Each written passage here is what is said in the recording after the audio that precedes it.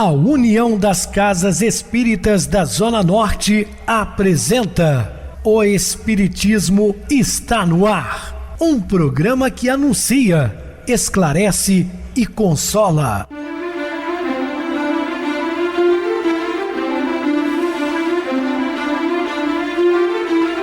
Não se turve vosso coração. Credes em Deus, credes também em mim. Na casa de meu pai há muitas moradas. Se assim não fora, eu vou-los teria dito, pois vou preparar-vos lugar. O Espiritismo está no ar. Sintonize esta frequência. Pare, pense na vida, faça perguntas. Uma ótima noite para você. Hoje, dia 6 de dezembro de 2023, quarta-feira. Muito obrigado pelo carinho, pela sintonia. Rádio Clube FM, sua voz é a nossa voz. Estamos no ar de segunda a sexta desde 2014 pela emissora. Depois passamos a transmitir o programa via YouTube. O canal é Viver _ Melhor. Se inscreva, deixa seu like. Sua opinião é sempre importante para nós. Lembrando a todos que o Bazar da Casa Espírita Maria de Nazaré continua funcionando de segunda a sexta-feira, de 13h30 às 16 horas. Portanto, prestigie o nosso bazar.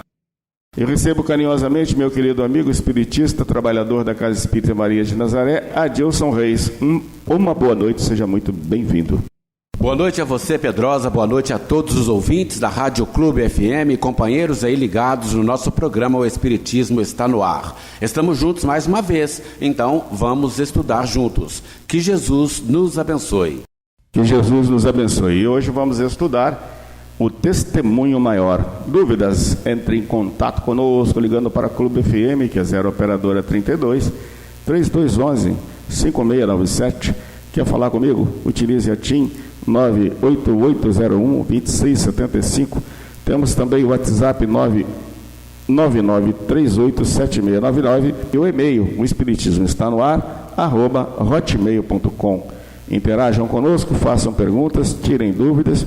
Podem dar sugestões ao programa, estamos à disposição de todos os ouvintes. Vamos agora para aquele momento muito especial que é o nosso momento de oração. Sintonize esta frequência. O Espiritismo está no ar. Momento de oração. Firmeza. Tua posição deve manter-se firmemente fiel a Jesus. Permanece preso ao alto, a fim de que possa sustentar as almas que amas na hora do perigo. Firma-te no bem, para seres sempre um ponto de referência quando as pessoas queridas sentirem necessidade de ti. Sê tu a rocha firme em que a âncora do barco desarvorado possa fixar-se sem perigo de sossobrar. Mantém-te sólido a fim de dar apoio a quem se sentir em perigo. Conserva acesos teus faróis para que o viajante perdido possa reencontrar a rota quando se dispuser a seguir, e não abandones a estrada mestra. Quando os que tiverem saído por atalhos escabrosos se sentirem perdidos e quiserem voltar, estarás a postos para ajudá-los com todo amor, dedicação e renúncia. Sê firme e segue. Estamos apresentando O Espiritismo está no ar. Bem, meus amados irmãos, estamos de volta com o assunto da noite, falando o testemunho maior. O testemunho de João Batista, embora necessário, deveria ser substituído por um testemunho maior, a ser oferecido pelas obras realizadas por Jesus. O conteúdo do anúncio de João era verdadeiro. Sim, João é aquele que veio abrir os caminhos para a vinda do Messias, não é?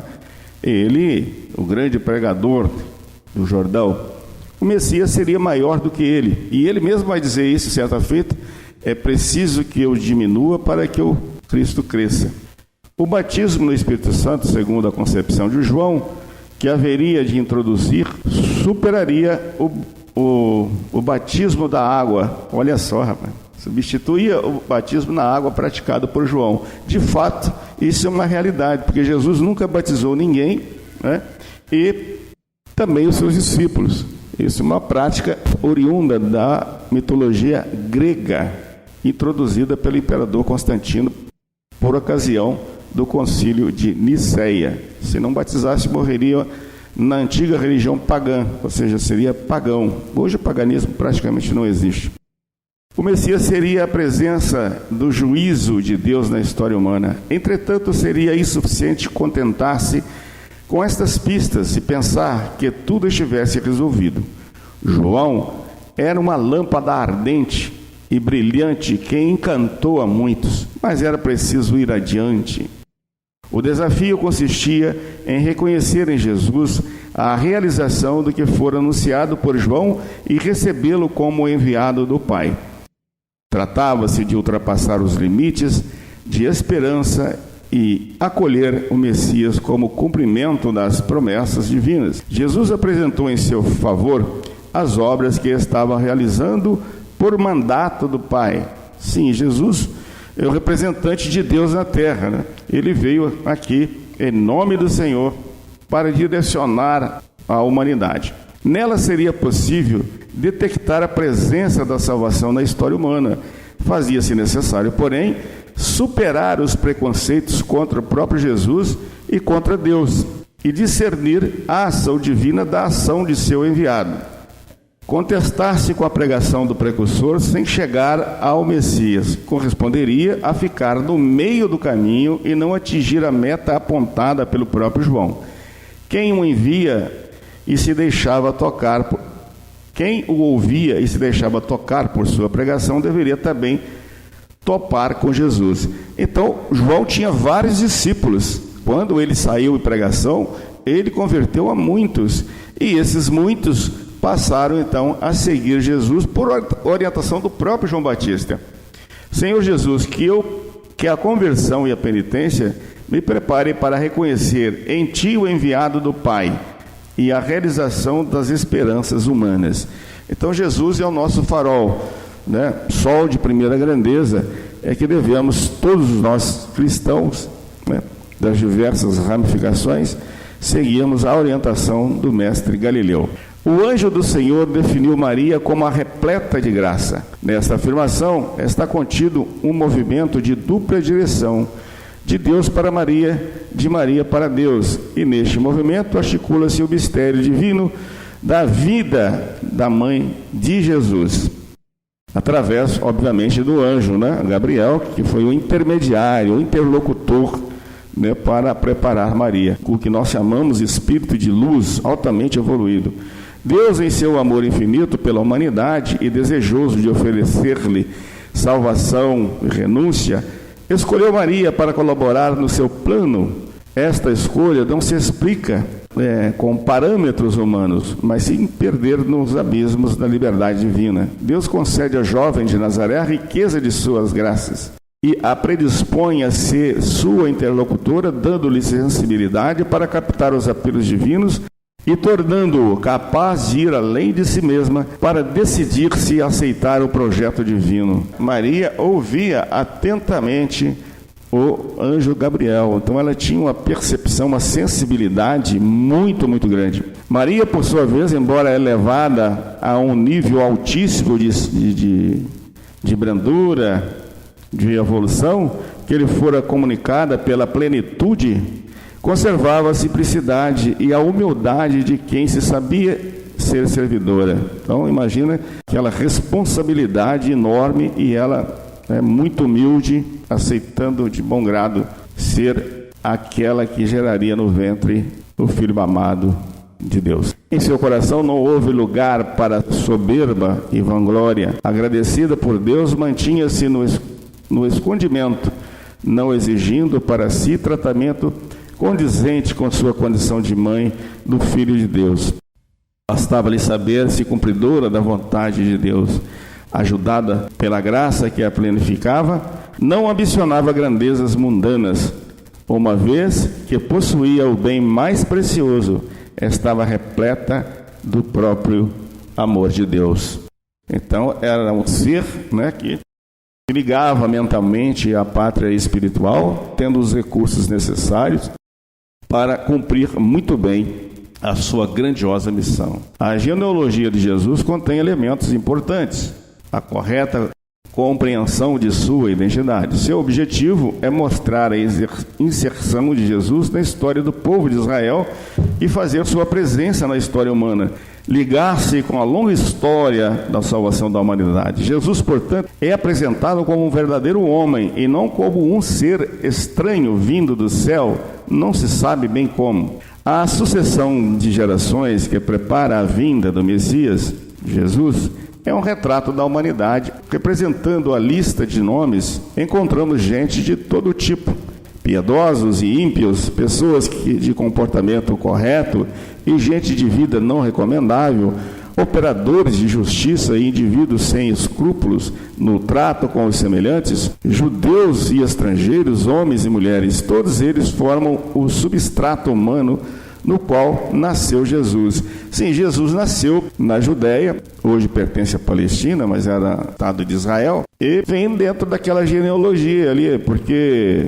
começaram com José, seu pai adotivo, enfim. E nessa genealogia, como citado, tinha pessoas boas, pessoas ruins, pessoas de todos os níveis, né? Esta é a humanidade carente para o qual ele foi enviado pelo Pai. Jesus, porém, é apresentado como o fato de concepção virginal aponta nessa direção. Quando a lista chega em José, disse que ele é esposo de Maria, da qual nasceu Jesus. A sucessão pela linha masculina é rompida, ficando implícito que o pai de Jesus é o próprio Deus. Ou seja, a salvação não é obra do ser humano, ela é oferecida pelo Pai por meio do Messias Jesus. Isso aqui é uma parte um tanto polêmica, né? Muitos não concordam, né, que Jesus é filho de José, né, com Maria, mas a virgindade de Maria não estava ali no ímã, estava na sua santidade, na sua beatitude, na sua renúncia, né? Essa é a verdadeira virgindade de Maria, um ser virginal, um ser sem mácula, sem malícia, né, sem orgulho, vaidades pessoais, enfim, esta é a verdadeira santidade e também virgindade de Maria, que muitos não conseguem compreender. Tendo excluído a paternidade humana na geração de Jesus, a genealogia deixou sem explicação a participação de José no nascimento do Messias. Para superar esta lacuna, José é apresentado como um discípulo fiel que se deixou guiar por Deus e, assim mesmo, sem ter evidências, aceitou colaborar na obra. O esposo de Maria foi definido como sendo um homem justo. Em suas dúvidas a respeito da noiva que se apresentara grávida, soube ouvir a voz de Deus e submeter-se a ela. O pedido de Deus era claro: José deveria acolher Maria como esposa e assumir como filho o que nela fora gerado. A função de José seria a de garantir a identidade social do menino Jesus. Doravante, este seria reconhecido como filho de José, embora fosse Deus seu verdadeiro pai. Em seu papel de pai adotivo, competia-lhe dar ao menino o nome Jesus e, com isso, evidenciar sua missão.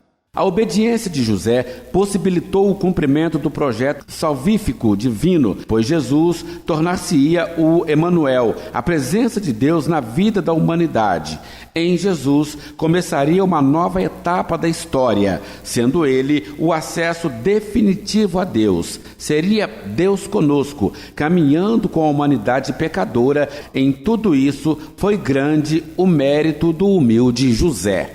A chegada do Messias Jesus, além de ter sido preparado ao longo da história de Israel, teve também uma preparação imediata. Uma série de fatos colaboraram para isto. Entre eles, o nascimento miraculoso de João Batista, quem seria confiada a missão de ser o precursor do Messias Jesus para preparar-lhe o caminho. O anúncio do nascimento de João está calcado na história do nascimento de grandes personagens do Antigo Testamento. Aparece a Zacarias, o mensageiro divino, encarregado de ajudá-lo a compreender o que lhe haveria de acontecer por obra de Deus. Zacarias apresenta ao anjo empecilhos para a concretização do plano divino, como o da velhice e esterilidade de Isabel. Foi necessário um sinal para confirmar a veracidade das palavras do mensageiro divino, e este sinal consistiria nisto: Zacarias ficaria mudo até que as palavras do anjo se realizassem. O nome que o velho sacerdote deveria dar a seu filho seria já um prenúncio da chegada do Messias. João significa o Senhor mostrou o seu favor. Sendo assim, o Messias, cujos caminhos seriam preparados por seu precursor, estava destinado a ser uma manifestação da misericórdia de Deus pela humanidade, que não havia sido esquecida, nem tinha sido relegada ao desprezo. Competia a João levantar esta bandeira. Maria ocupou um lugar de destaque, aceitando acolher a proposta de Deus de assumir a maternidade do Messias Jesus. A escolha de Maria não se explica no plano humano. Era uma jovem já prometida em casamento a um descendente da casa de Davi. Não pertencia a nenhuma família nobre e rica e habitava numa cidade escondida e mal afamada. Não passava por sua mente ligar-se de algum modo ao Messias. Humanamente falando, ela não possuía os requisitos necessários para ser mãe do Salvador. O diálogo de Maria com o anjo revelou a imagem que ela fazia de si mesma, bem como o que Deus pensava a respeito dela. Da parte de Deus, era considerada repleta de graça, amada por Ele, bendita entre todas as mulheres. Em outras palavras, possuidora dos requisitos necessários para ser colaboradora. Este requeria alguém totalmente disponível para Deus, despojado de si mesmo e dos próprios interesses, e disposto a assumir uma missão superior a tudo que se possa imaginar. Maria, por sua vez, tinha consciência de suas limitações. Não podia imaginar que Deus a tivesse em tão alta conta. Não conseguia conciliar a concepção do Messias. Estava longe de compreender o que significa. Contudo, como se sabia serva, não receou aceitar cegamente o projeto de Deus. A visita de Maria a Isabel revelou traços importantes da personalidade da mãe do Messias Jesus. Ao levantar-se e ir às pressas até a Judéia para servir a uma parenta necessitada de sua ajuda, Maria demonstrou sua disponibilidade para servir, sem interpor nenhum obstáculo. Viagem longa, caminho perigoso, sua gravidez. Muito menos julgou que a condição de mãe do Messias a colocava numa situação de superioridade. Com toda simplicidade, ela se pôs a caminho para servir. A saudação de Isabel sublimou o quanto Maria era querida por Deus. Era uma mulher abençoada e trazia no ventre um ser igualmente abençoado. Por conseguinte, portadora e penhor de bênçãos, donde a alegria de João Batista ainda no ventre materno, quando do encontro com a mãe de Jesus. Esta era bem-aventurada, sobretudo por ser mulher de fé, capaz de acreditar no cumprimento de tudo o que lhe fora dito da parte do Senhor. As palavras de Isabel foram inspiradas, explicaram perfeitamente bem o que se passava com Maria. Talvez a própria mãe de Jesus não compreendesse as reais dimensões de sua relação com Deus. Sua simplicidade impedia de se ter em grande conta. Sua condição de mãe do Senhor não mudou a ideia que fazia de si mesma. A servidora de Deus estava ali para servir a parenta necessitada. Uma coisa implicava a outra. O hino de louvor proclamado por Maria ao visitar Isabel, Deus contou com instrumentos humildes, como foi o caso de Maria, que não passava de uma simples serva, resultava da misericórdia divina, presente ao longo da história da humanidade e manifestada na vida de quantos foram tementes a Deus. Por outro lado, consistia na desarticulação dos esquemas erguidos por pessoas soberbas, que se bastavam para si mesmas, davam as costas para Deus e se prevaleciam do próximo. A segurança dessas pessoas seria arrasada, reduzindo-as a uma situação de total indigência. Só assim haveriam de ter consciência da inutilidade dos bens acumulados. A atitude de Deus com os pobres, os humildes e com quem se faz servidor é radicalmente oposta. Os humildes serão elevados e valorizados, os famintos saciados, os abatidos reerguidos. Tudo isso é obra do amor. Maria trazia no ventre aquele que fora destinado por Deus para instaurar a salvação da humanidade, sinal evidente de que Deus não se esquecia de suas promessas e não abandonava os que necessitavam de salvação. As maravilhas realizadas na vida de Maria seriam, por conseguinte, indício das maravilhas que o Senhor iria realizar na vida de cada ser humano. Toda a humanidade tinha, pois, como Maria, motivos para engrandecer o Senhor. Todos os fatos relacionados com o nascimento de Jesus aconteceram sob a ação de Deus. Cada pormenor manifestava a misericórdia divina e o carinho com que a vinda do Messias estava sendo preparada. O nascimento de João Batista foi visivelmente conduzido pelo pai. Quando o menino foi dado à luz, os vizinhos e parentes reconheceram no fato uma demonstração do amor de Deus para com os pais dele, Isabel e Zacarias, bem como para com todo o povo. Quando se perguntavam o que seria deste menino, já estavam intuindo a grandeza da missão que o esperava. O sinal da benevolência divina manifestou-se também na recuperação da fala de Zacarias, assim que ordenara dar ao filho o nome de João, embora a contragosto da parentela. De acordo com o seu nome, o menino seria um sinal permanente de que Deus usa da misericórdia e é favorável. Sendo assim, seria portador de esperança e de consolação, transmitindo a certeza de que haveriam de se cumprir as antigas promessas divinas. Da boca de Zacarias saiu também um hino de louvor a Deus. Mais que ninguém, o pai de João Batista fora testemunha da presença providente de Deus na vida de seu povo. Seu louvor tinha fundamento. O Senhor já começara a se manifestar. Zacarias, cumprindo-se na história de Israel por meio da libertação trazida pelo poderoso Jesus, suscitado no meio do povo. Finalmente, a tão esperada visita de Deus se concretizava e a libertação, há séculos acalentada, se fazia verdade. A seu filho, recém-nascido, competia a tarefa de preparar os caminhos da libertação que estava próxima. Com Jesus, renascia a esperança no coração do povo. Deus não se esquecera das antigas profecias. As promessas seriam realizadas e o povo resgatado da escravidão a que fora reduzido. Sem dúvida, a servidão pior do egoísmo fazia-se necessário uma remissão urgente. Só assim seria possível servir a Deus de maneira agradável na justiça e na santidade. O Altíssimo, do qual João seria profeta, despontaria como luz para tirar a humanidade das trevas e das sombras da morte que a havia reduzido. Doravante, seria possível trilhar os caminhos da paz, deixando para trás a injustiça e a iniquidade. O canto de Zacarias, saudando o nascimento de seu filho, era de louvor pelas promessas cumpridas, mas também profecia do que Deus iria realizar. Muito bem, Adilson, bem explicado. No programa de amanhã nós falaremos sobre um novo assunto. Vamos agora para o intervalo musical, a seguir a nossa oração final. Arrependimento.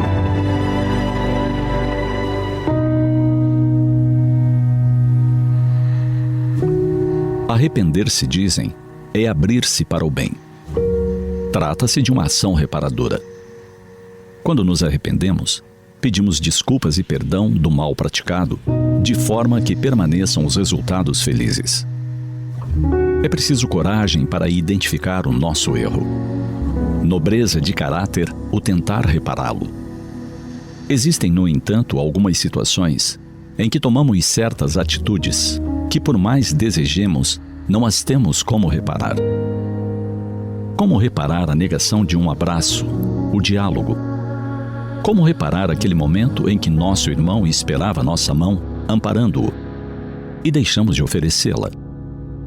Momentos em que, por sofrimento próprio ou por revolta, decidimos não confortá-lo.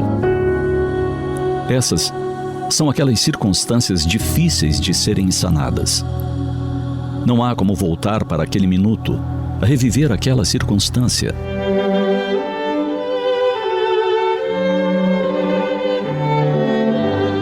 Uma adolescente judia, quando foi de forma agressiva retirada de sua casa com a família e acomodada em uma carroça com bancos de madeira, recorda da tristeza de seu pai. Lembra que ele, saindo da casa, ficou parado, olhando para a porta. Parecia confuso, como um viajante que procura chaves nos bolsos na escuridão da noite. O soldado o insultou, escancarou a porta com um chute e gritou para que ele aproveitasse a festa para seus olhos. Ele olhou para o espaço escuro. Parecia atordoado, como se não conseguisse decidir se o soldado estava sendo gentil ou indelicado. Depois, veio em direção à carroça para se juntar aos demais. A menina ficou dividida entre o desejo de proteger seus pais e a tristeza por eles não a poderem proteger. Sentada ao lado da irmã mais velha, ela a viu assustada. Magda era quem sempre desafiava a autoridade, adorava provocar os outros. Agora parecia apavorada, porque aqueles homens empunhavam armas e a violência estava presente. Anos depois, lembrando desse triste dia, diria a menina: em minha lista de arrependimentos, este se destaca. Não segurei a mão de minha irmã. O que viria em seguida seriam meses de medo, fome, frio. Ela e a irmã sobreviveram aos campos de concentração. Sua mãe foi mandada para o forno crematório no primeiro dia, logo na chegada. Foi-lhe dito que em breve ela veria sua mãe. Naquela noite, quando perguntou quando a poderia ver, uma prisioneira lhe apontou a fumaça subindo de uma das chaminés à distância. Sua mãe está queimando lá dentro.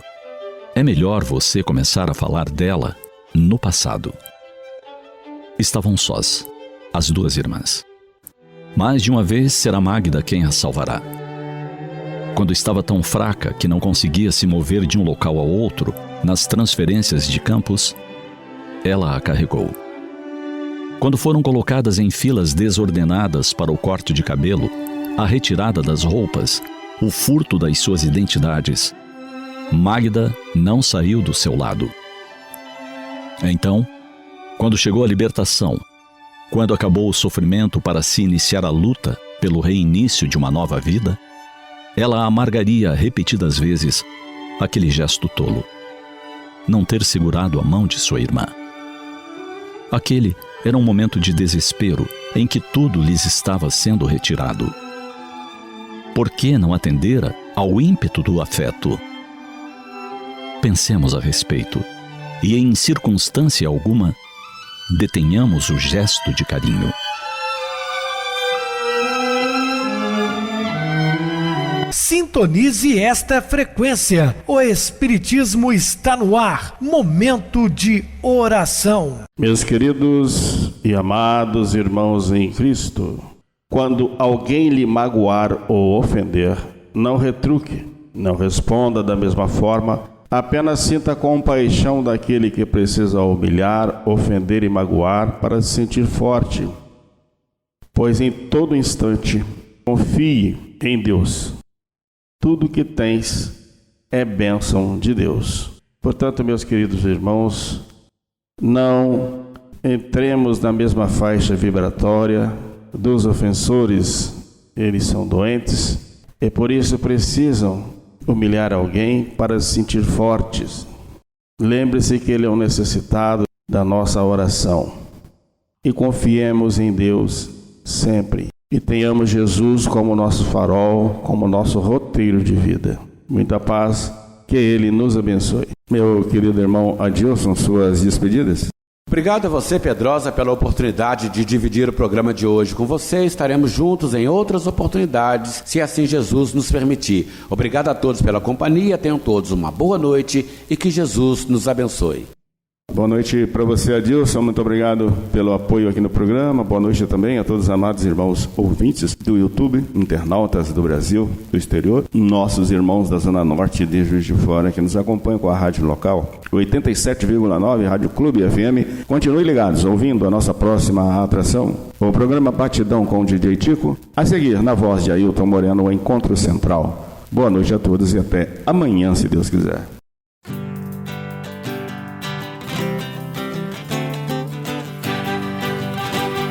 A União das Casas Espíritas da Zona Norte apresentou O Espiritismo Está no Ar, anunciando o Evangelho de Jesus, esclarecendo sua mensagem, consolando corações.